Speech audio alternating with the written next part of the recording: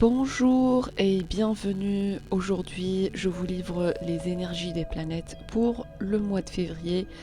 Cela est pour les ascendants Scorpion. Vous êtes aussi considéré si vous avez votre lune en Scorpion. Je tiens à préciser que ma lecture des énergies est basée sur le système sidéral védique qui est beaucoup plus précis puisqu'il a été fondé sur l'emplacement des étoiles fixes du cosmos, ce que l'on appelle les constellations, et leur positionnement à l'heure de la naissance. Le système tropical que l'on connaît tous n'est pas précis parce qu'il a été basé sur la relation entre le soleil et les tropiques, le phénomène que l'on appelle l'équinoxe. C'est le jour où la saison change. Ce jour-là n'est pas précis à cause de l'orbite de la Terre. Si vous voulez savoir plus à ce sujet, cliquez sur le lien qui est dans la boîte de description. Et si vous ne savez pas où est votre lune ou qu'il est votre ascendant selon l'astrologie védique, veuillez cliquer sur le lien planetastrologie.com dans la boîte de description. Voilà, cela est dit. Pour les natifs du Scorpion, ce mois-ci, vous avez votre planète Mars qui est juste en face dans le signe du Taureau, ce qui est bien pour vous et c'est un moment très fort pour prendre des décisions. Mars va se déplacer dans son propre nakshatra qui est le Mrigasira. Pour les gens qui ne connaissent pas le Mrigasira Nakshatra, c'est un degré en fait dans le signe du Taureau. C'est l'un des derniers degrés dans le signe de Taureau, selon les systèmes sidéral védiques. Cette nakshatra est géré par Mars, ce qui est bien pour vous. C'est le mois où vous allez avoir beaucoup plus d'énergie créative.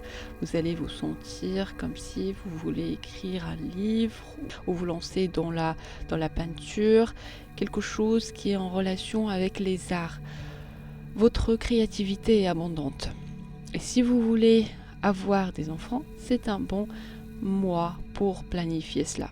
Ces derniers 6 mois, Mars a transité dans votre 7e maison.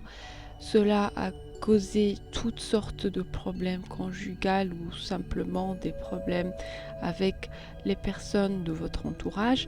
Ça va s'intensifier un peu plus si vous sentez qu'il y a des malentendus, s'il y a beaucoup de disputes, si vous sentez que vous avez beaucoup d'énergie à extérioriser.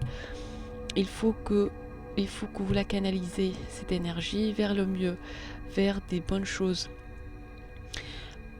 Pour des bonnes choses qui peuvent aller à votre faveur. Au cas où il y a eu une rupture avec votre conjoint ou des conflits avec votre entourage, si vous sentez qu'il reste un peu d'espoir, c'est le dernier mois où vous devez gérer cela, car ça va impacter l'avenir de ces relations.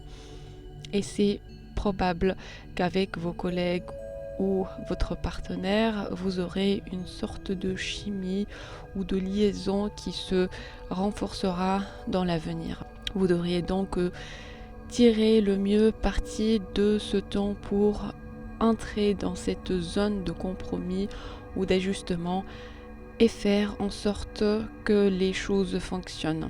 Mercure est en train de transiter dans votre 3e maison, c'est la maison de la communication, donc c'est la clé pour vous.